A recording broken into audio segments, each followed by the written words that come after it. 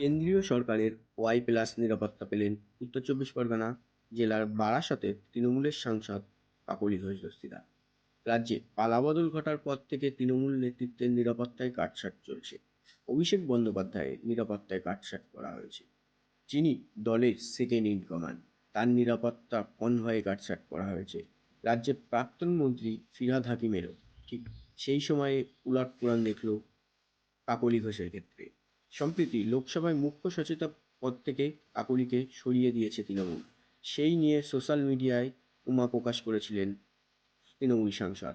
তাৎপর্যপূর্ণভাবে তারপরই কেন্দ্রীয় সুরক্ষা পেলেন কাকলি। কেন কেন্দ্রীয় সুরক্ষা পেলেন কাকলি ঘোষ, তার সঠিক উত্তর এখনও জানা যায়নি। সোমবার থেকে কাকলিকে কেন্দ্রীয় নিরাপত্তা দেওয়া হয়েছে। মধ্যমগ্রামে কাকলির বাড়িতে দেখতে পাওয়া যায় সিআইএসএফ জওয়ানদের। এমনকি বিকেলে যখন মধ্যমগ্রামে বারাসাত সাংগঠনিক জেলা তৃণমূলের কার্যালয়ে বৈঠক করতে যান, সেখানেও কেন্দ্রীয় নিরাপত্তা ছিল তার সঙ্গে। কাকলি এখনও পর্যন্ত এ নিয়ে কোনো প্রতিক্রিয়া জানাননি। তবে বিজেপির রাজু বন্দ্যোপাধ্যায় ইঙ্গিতপূর্ণ মন্তব্য করেছেন। তার দাবি, দলের মধ্যেই হয়তো থ্রেট থাকতে পারে। সেই আশঙ্কা থেকেই কাকলিকে নিরাপত্তা দিয়ে থাকতে পারে কেন্দ্র। আর আরও এক কদম এগিয়ে বিজেপির রাজ্য সহসভাপতি রাজু বলেন, ও দলের থেকেই থ্রেট আসছে হয়তো। কারণ সবথেকে বেশি খুন হয়েছে তৃণমূলের আগের সরকার ছিল।